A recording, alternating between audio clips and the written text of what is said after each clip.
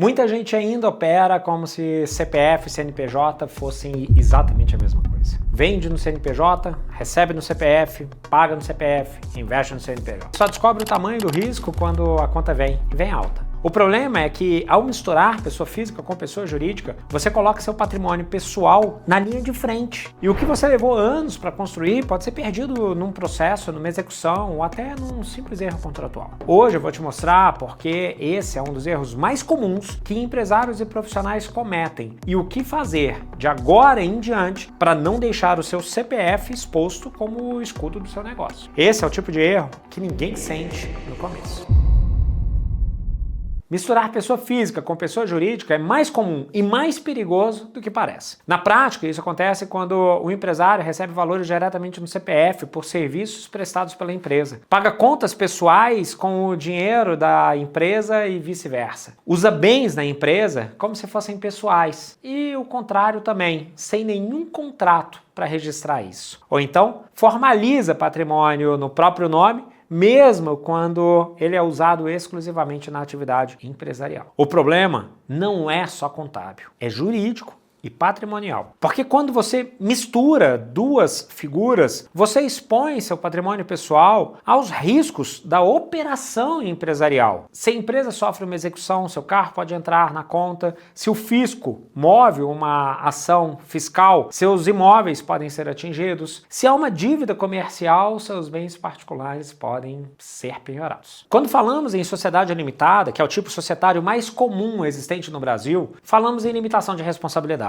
Em outras palavras, o sócio destaca parte do patrimônio pessoal para assumir o risco do negócio. Vamos supor que José ou Maria tenham R$1 milhão e resolvam investir no negócio. Desse R$1 milhão, ele destaca 100 mil do patrimônio para constituir o capital social de uma sociedade limitada. Em outras palavras, ele tira dos R$1 milhão, 100 mil para ele arriscar naquele novo negócio. Mas presta atenção, ele destacou 100 mil, nada além dos 100 mil. Isso significa que se o negócio der errado, aqueles R$900 mil que sobraram deveriam ficar protegidos. Essa é a lógica de uma estrutura jurídica que nasceu na época medieval e impulsionou a economia. A limitação de responsabilidade é uma das invenções mais importantes da história da humanidade. E agora você provavelmente vai virar e falar assim, que é isso, Franco? Você tá doido? Não, não tô doido não. Ninguém se lembra. Mas quer que eu te prove? Pensa na eletricidade, pensa na privada, pensa no telefone. Isso tudo não é importante para você? Isso tudo só nasceu porque um dia houve a limitação de responsabilidade. Foi ela que permitiu investimentos suficientes para desenvolver essas e outras invenções. Então sim, é uma invenção jurídica e é uma invenção jurídica poderosa. Que isso, Franco? Foi a limitação de responsabilidade que incentivou o desenvolvimento de tantas invenções? Foi. Porque o empresário, ele tem duas opções. Ou ele continua com o dinheiro debaixo do colchão, ou ele saca uma parte para poder arriscar e fazer mais dinheiro com essa parte.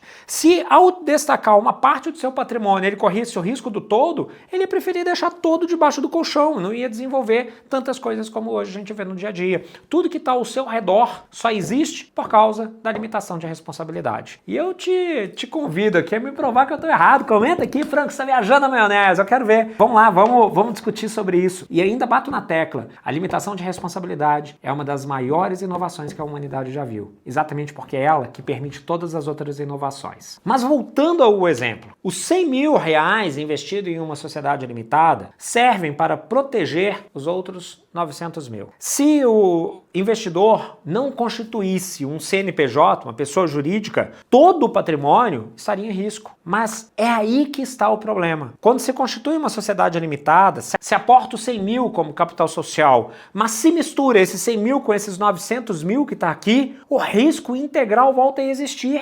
É exatamente isso, tudo se mistura. Ao cometer esse pequeno deslize, corre-se o risco de jogar por terra uma das maiores invenções da humanidade, a limitação de responsabilidade. Porque a confusão patrimonial, essa mistura, é uma das poucas razões para a desconsideração da personalidade jurídica. E, portanto, ao colocar no bolo os 900 mil reais que deveriam estar protegidos, você mistura tudo. Quando isso acontece, o que deveria ser uma empresa vira uma extensão no CPF. Na verdade, o CPF vira uma extensão do CNPJ. E o que você acha que está separado está no mesmo barco. Agora pare e pensa. Se sua empresa quebrasse hoje, sua conta pessoal pessoal estaria segura? Seus bens pessoais estariam seguros? Se a sua resposta for não sei, acho que sim, talvez, então certamente alguma coisa errada na sua estrutura tá. De forma geral, quando se fala em registro de marcas e fala, será que a minha marca está sendo copiada de outras ou não? Se você tiver essa dúvida é porque está, então tome cuidado. A mesma coisa aqui, se você não tiver certeza é porque está, você está cometendo esse erro. Enquanto você trata tudo como uma coisa só, quer saber? Muito provavelmente o judiciário também vai tratar. E quando o problema vier, vai virar uma bagunça só. Quando você mistura pessoa física com jurídica, está cometendo um erro que pode ser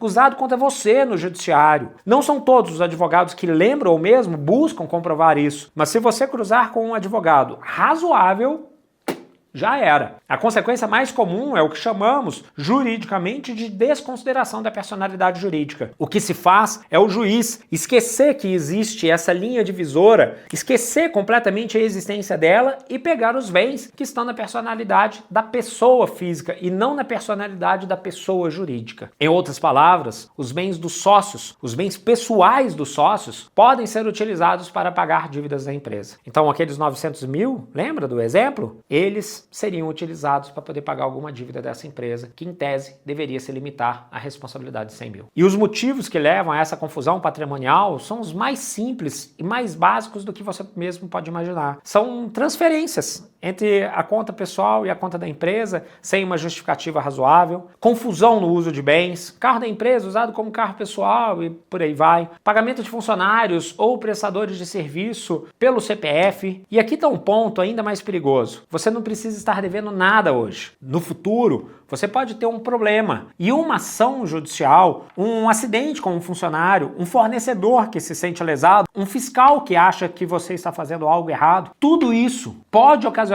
a perda dos seus bens pessoais se você tiver cometido aqueles deslizes que eu citei. Na prática, a desconsideração da personalidade jurídica precisa ser requerida e comprovada. Quer dizer, nem sempre, tá? Na Justiça do Trabalho, se você estiver passando na hora errada, no lugar errado, pode ser que aconteça com você. Lá tem coisa que é muito exagerado, mas na esfera civil, na esfera empresarial, precisa ser requerida e precisa ser comprovada. Então, se você se tornar réu em algum processo no futuro, pode ser que a outra parte consiga demonstrar essa confusão patrimonial que está acontecendo hoje. E isso acontecendo, a desconsideração da personalidade jurídica pode ser uma consequência e seus bens que deveriam estar seguros passam a fazer parte do risco. E quando isso acontece, o que você tinha em nome próprio, a exceção, obviamente, da sua casa, tá? Sua casa de moradia não entra nisso. Mas o que estava no seu nome, como carro, aplicações, casa de campo, tudo isso entra na conta da empresa, entra no bolo. Na conta da empresa, que eu quero dizer é no bolo aí, tá? E o que parecia economia vira um prejuízo patrimonial muito mais caro. A boa notícia que eu tenho para você é que esse erro tem correção, mas exige uma atuação com disciplina e orientação. Agora, mais disciplina do que estrutura, mas estrutura também. E aqui estão os primeiros passos para separar de verdade o seu CPF do seu CNPJ. Primeiro, formalize tudo. Elabore e assine contratos entre você e a empresa para justificar as transferências. Lance contabilmente. Se você usa carro da empresa no dia a dia, formalize um comodato ou um contrato de locação. Se emprestou dinheiro para o negócio, registre esse empréstimo com prazo, juros e condições ou contabilize como uma FAQ, aporte para futuro aumento de capital. Segundo, separe as contas. Nada de pagar conta da escola do filho com cartão de crédito da empresa. Tenha contas bancárias e cartões distintos. E mais importante, registre todas as retiradas como prolabore ou distribuição de lucro. Terceiro, use holding, se seu patrimônio for relevante, como instrumento de proteção. Se você tem esse patrimônio, crie uma holding patrimonial e transfira os bens para lá. E lembre-se, não misture o patrimônio que você está construindo com a sua operação. Essa holding, essa estrutura, vai ser uma camada de proteção entre o que é seu, entre o que pertence a você e o que pertence à operação empresarial. Quarto, mantenha uma contabilidade ativa e coerente. Não adianta nada separar juridicamente se a contabilidade mostrar o contrário. Toda movimentação deve estar registrada com clareza. A contabilidade é a sua principal prova de que o patrimônio está separado. Já vi e atuei com tantas situações construídas totalmente equivocadas que você não consegue nem imaginar, você não tem ideia. E tem um detalhe importante, tá? Constantemente falo com meus clientes. Se você quiser vender sua empresa hoje, ela está pronta? Eu faço essa pergunta mesmo que o cliente não queira vender. Se a resposta for não, corrija o que estiver errado. Geralmente, algum tipo de confusão patrimonial está acontecendo ali. Essa correção e essa adequação faz sentido, mesmo que você não queira vender, porque isso te ajuda a manter o negócio valorizado, organizado e, como consequência, pronto para a sua proteção patrimonial. Não raras vezes atendi clientes que estavam completamente confusos em relação à sua situação e ao risco que corria. E geralmente essas empresas que estão em crise, quase nunca é possível consertar completamente. É possível, Fran? Claro que é, com a estratégia correta é, mas é muito mais difícil. Quando isso acontece, arrumar a casa é difícil. Imagina, arrumar uma casa bagunçada em reforma é muito mais difícil do que arrumar antes. Então, são dois cenários que você precisa ter em mente. Deixar tudo organizado para ter a possibilidade de negociar de imediato, se assim desejar, ou deixar organizado para o dia que eventualmente alguma coisa der errado. Em qualquer desses dois cenários, que é preocupante, você consegue estar preparado para eles. No primeiro, você pode perder uma oportunidade de venda e no segundo cenário, você pode perder um patrimônio